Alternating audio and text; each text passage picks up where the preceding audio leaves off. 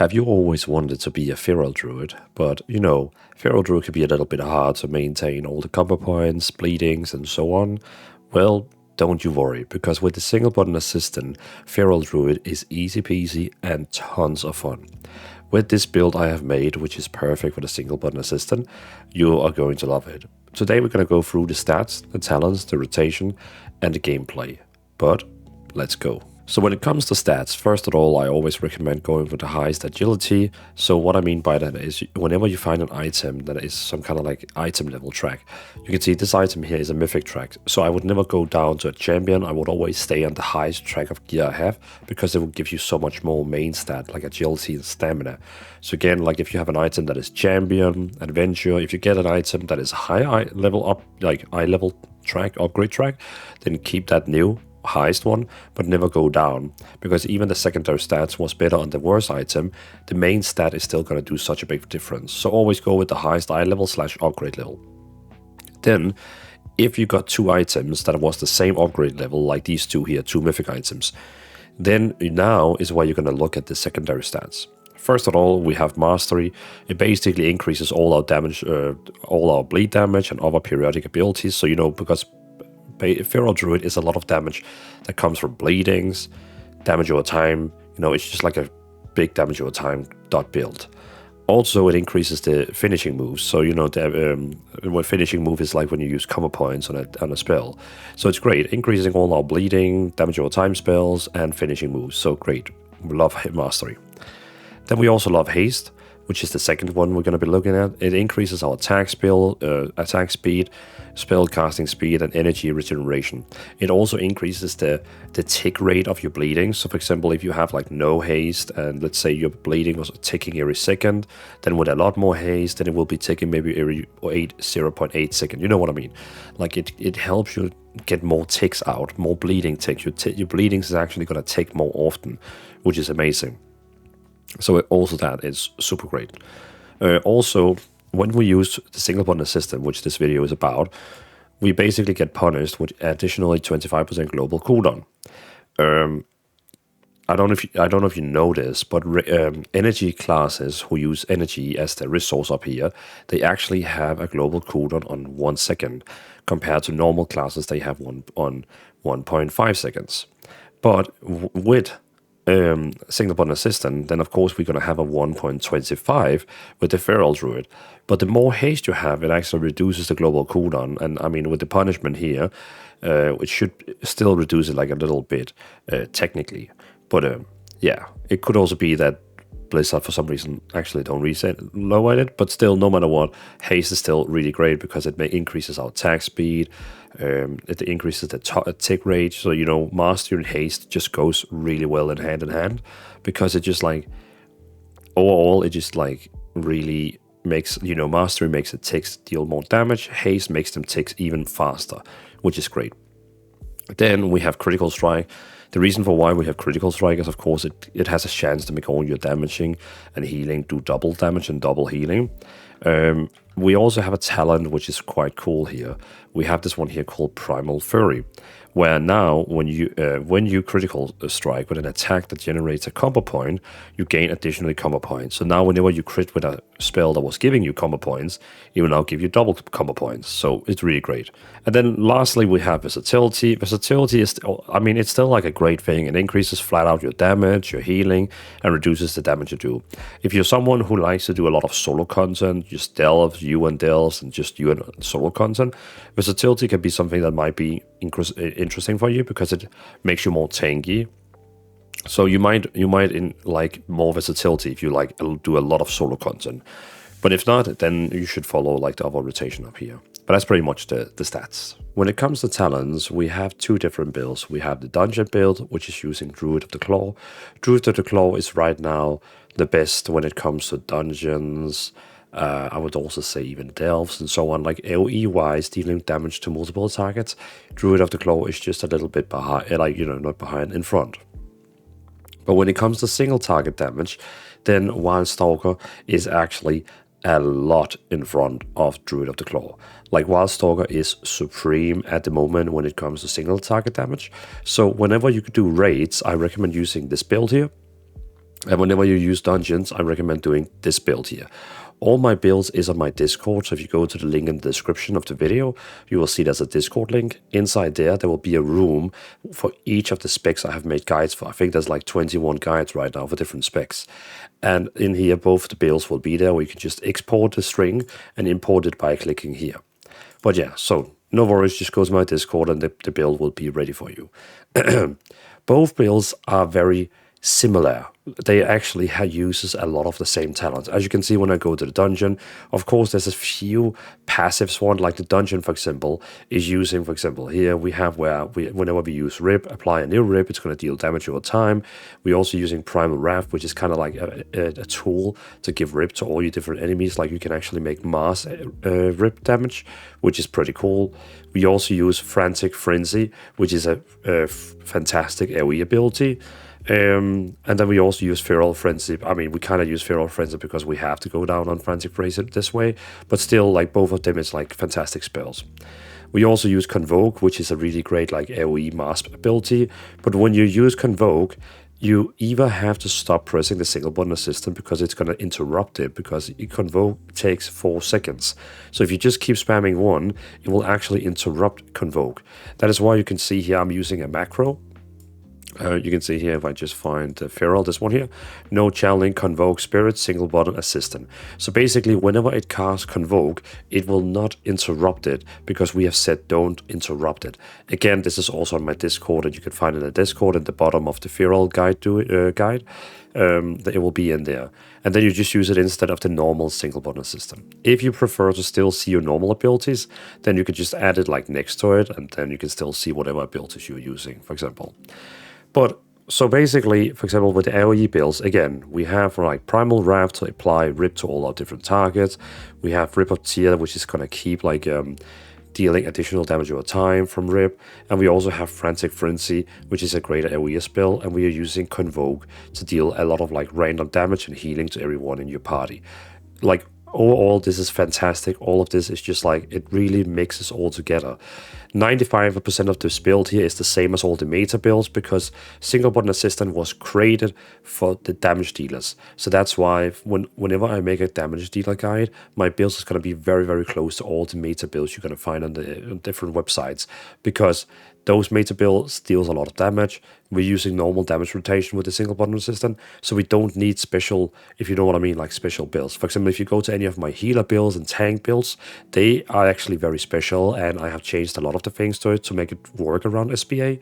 But when it comes to DPS, we actually just need the best DPS builds out there. So yeah, this is the one we're using for the dungeons one. And again, we're using Druid of the Claw. And I really like Druid of the Claw because it allows us to use Frenzied Regeneration inside of cat form as well. But also, whenever you deal damage, your auto attack have a chance to make your next Feral Druid become Ravage. And Ravage is like an improved version of your Feral Druid, which is going to deal it's going to deal AoE damage basically. Instead of dealing single target damage, it will now deal AoE damage, which is pretty great. Quickly, in the left side here, we have a few like survivability stuff, like, you know, some self-healing, some interrupt in case, you know, the mobs are starting to cast spells. We can mass interrupt them. I will go over this in the rotation part. But just some more like, you know, some great stuff that will help us like survive. Also have the Wild is great. And we also have like we both have Urtul's Vossux. We have Typhoon and Incapacitating Roar to like help with interrupting spells, which is great. So like great survivability and interrupting spells over here. Druid of the Claw, basically to help us with the damage for AoE. And then the talents I just went over here. The biggest difference between the talents from the dungeons to the raid is actually just that we're going from Druid of the Claw to Wildstalker. What's the main difference? Well, when you use Rip and Rake damage has a chance to cause Bloodseeker vines to grow on your victim, dealing 7,000 bleed damage over 6 seconds. So basically now, whenever your damage over time abilities deal damage from both Rick and Rake, it actually has a chance to add even more damage over time abilities on them, which is insane, especially for single target damage. Also, we have this one here, which increases our damage and healing in cat form by 3, but actually also increases Moonfire. This is interesting because this build here is actually also using Moonfire. So we actually have one more damage over time ability in this build compared to the dungeon build. So we are using this one here, Lunar Inspiration. I know if you play Druid of the Claw raid build, then it will be using Chomp instead, which is a great spell that deals a lot of damage in one go. But this one here, just over time, it's just going to deal even more damage, like to the bosses. So it's a great spell. But compared to this build here for the dungeon build, pretty much everything is the same on the left side, except we don't pick, for example, incapacitating roar, because we don't need that stun ability in, you know, in raids. So we have like one less here, and then we like just pick some survivabilities instead, and so on.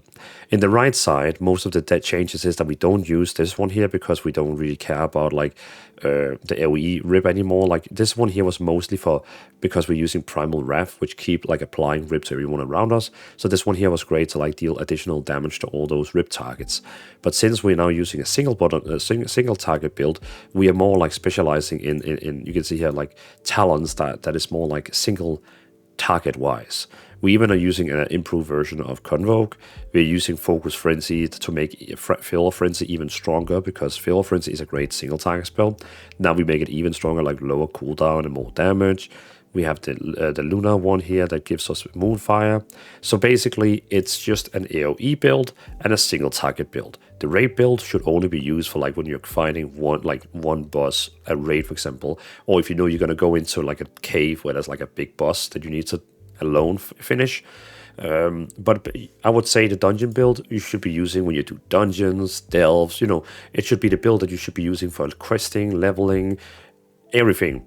I would only recommend really using the raid build when you actually have to do raids. So yeah, so that's the talents. Oh, and also, by the way, we of course have this one here called Unseen Predator, which is the new Apex talents. It's fun. When you use Ferocious Bite, you have a 50% chance per combo point to spend to flicker an enemy within 30 yards. Deliver an unseen attack.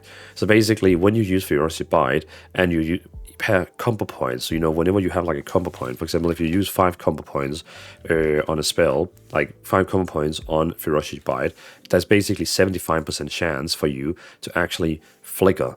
And when you actually flicker, it will automatically target an enemy into the next 30 yards. Of course, if there's only a boss, it will use this on the boss, but it can also like damage everyone around you. What happened is that it will use the unseen slash. Slash the target, dealing 2,500 physical damage and an additionally 8,000 bleed damage over 5 seconds. If this effect is reapplies, any remaining damage of this new is, you know, to the current blade. So basically, it can give like, you know, I think it also has the chance here to give the unseen swipe. So you can also like, you know, swipe maybe target stealing, blah, blah, blah, blah, blah.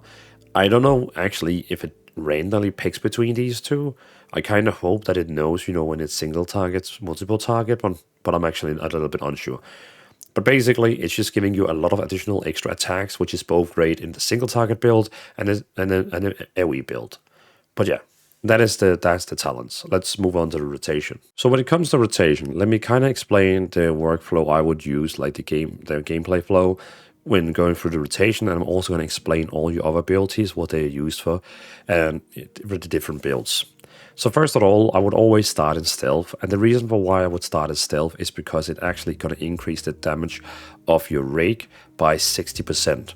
So the damage over time ability you have called rake would, like, you know, in stealth, it's going to deal 12,000 damage over 12 seconds, but if we actually leave stealth, it's going to deal, well, actually, it still says 12,000, but you just have to put those 60% on top of it. I actually thought it would update the information, but it didn't. But technically, go into stealth, and now it's going to increase the damage by 60%.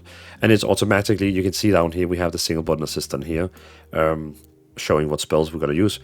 Again, if you didn't catch this part here, we are using a macro instead of the single button assistant. The reason for why we're doing that is because if we don't use it, we have to stop pressing 1 when it uses Convoke. But sometimes that can be annoying that you have to stop pressing. So instead of, we have this one here that basically says when you are channeling Convoke, don't interrupt it. So now we can still press 1, but now it actually just like, you know, yeah, it's pretty cool. So go into stealth, so your rake deals more damage, and then basically you're just going to be spamming 1. The cool thing is when you're spamming 1 with your rotation is that it will automatically use, Convoke, Frantic Frenzy, Moonfire. Well, actually, it will only use Moonfire if you have this talent here, which is from the raid build. So Primal Wrath, Rage, Rip, Shred, and even Tiger's Fury. So technically, it's gonna use the entire rotation for you. Everything. When you target one mob, it's gonna only deal like single target abilities. But when you actually go to multiple mobs, it's now gonna start also using Swipe, and it's gonna be using Primal Wrath to give all the different targets all rip. So it's actually pretty great at like knowing when should it use single target damage, when should it be using multiple target damage. So all pretty great. So again, that's your main rotation. Like there's not anything else we have to explain on that one. Again, go into stealth whenever you have the chance to it, because you're gonna have a stronger rake. Open like follow with your rotation, and again, automatically it's gonna know when it's single target and multiple targets. Nothing fancy than that. And we cannot control Tiger's Fury because it's inside a single button assistant, so you just have to go with it. Now you might be asking, what about all my other spells? So basically we have Frenzied Restoration, which can be used in cat form when you're using the dungeon build. So you can use it as often you want, and it just costs energy.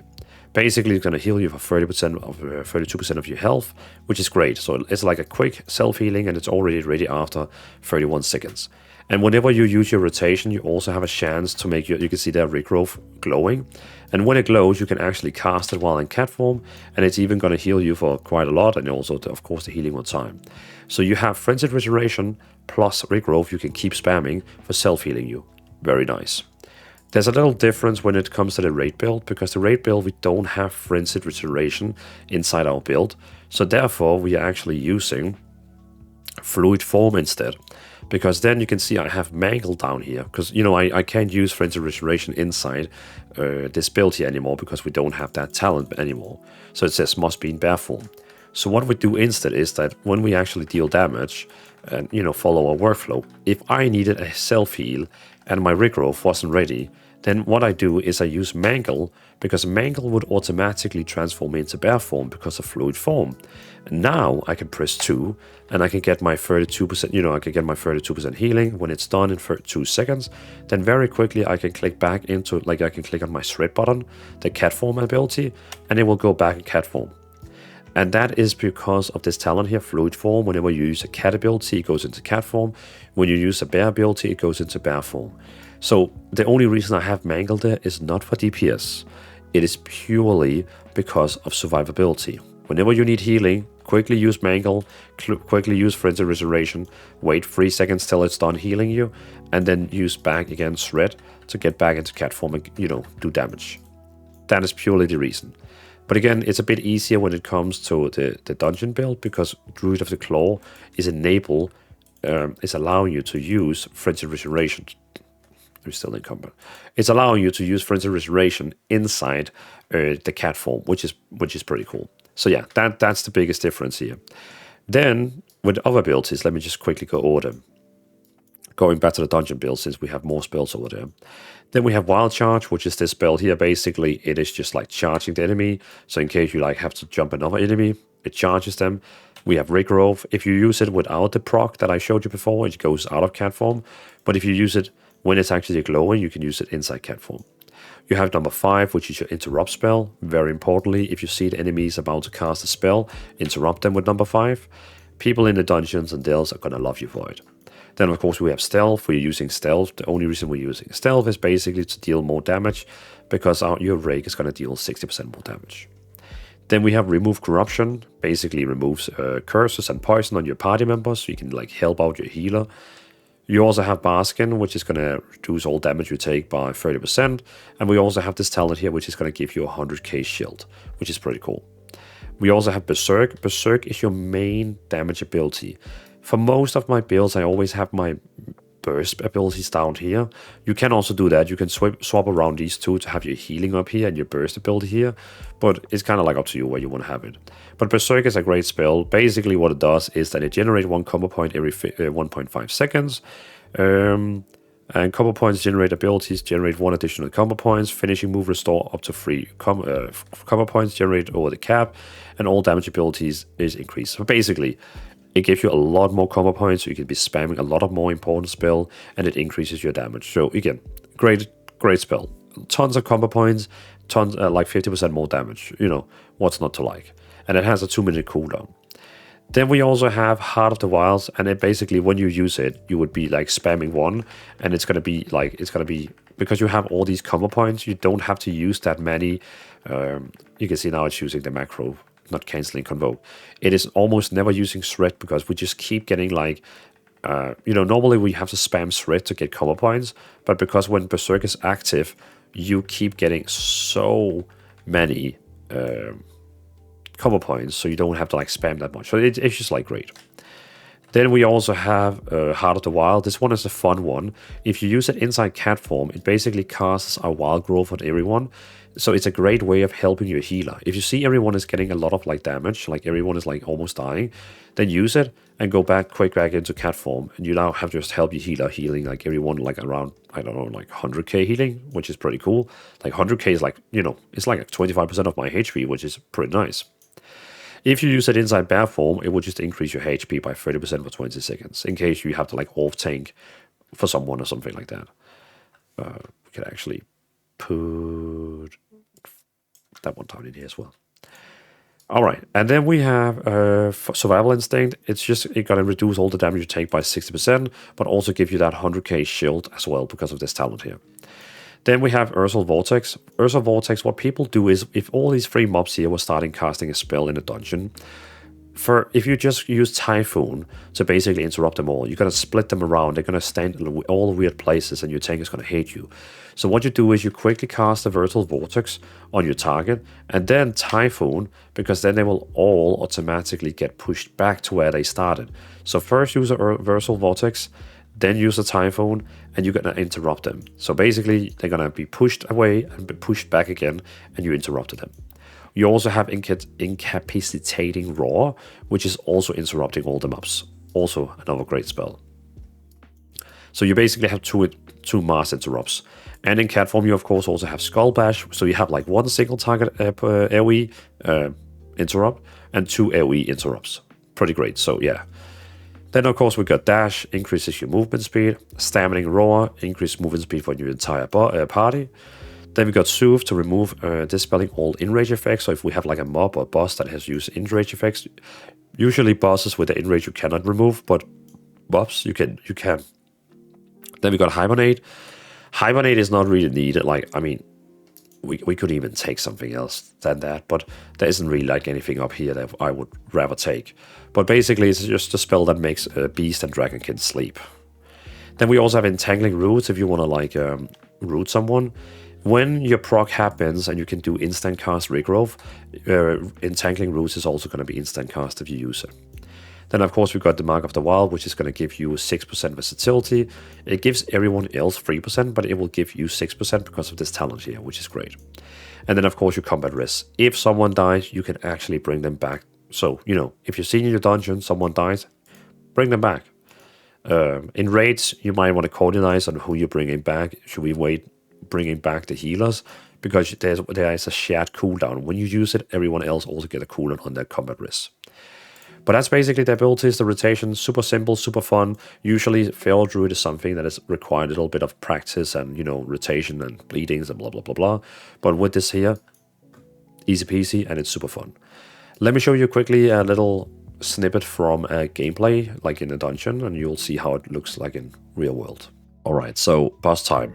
So basically, remember, go into stealth to get that 60% more damage on Rake. We're going to pop off Berserk at the start of the battle because it's just going to help you deal a lot of damage. Of course, if it's a boss where he's going to after 10 seconds fly up in the air or something like that, then don't do that. But in this case here, we're going to do it. So I'm going to say to the follower, hey, you can start charging. We're going to start with a Rake and then now Berserk, and we're going to spam 1. Technically, there's nothing more you need to do now, because it's going to be using all the damage abilities. The only thing we can do to increase the damage is using Berserk, which I already have done now. So now you can see my damage down here. It's actually pretty well. I have full mythic gear, but all the followers, they kind of scale up to you. They kind of get the same stats as you, if you know what I mean. But again, yeah, just stay close with the boss, keep spamming 1. If someone needs healing and you can see someone needs healing, you could technically... also now we can see we can do mechanics if needed. I actually don't know what we have to do with this mechanic here. That I have not followed. Standing, ley line. Oh. Oh, interesting. But yeah, look at mechanics. In this case here, I'm not following mechanics because I have no idea what I should do with that one there.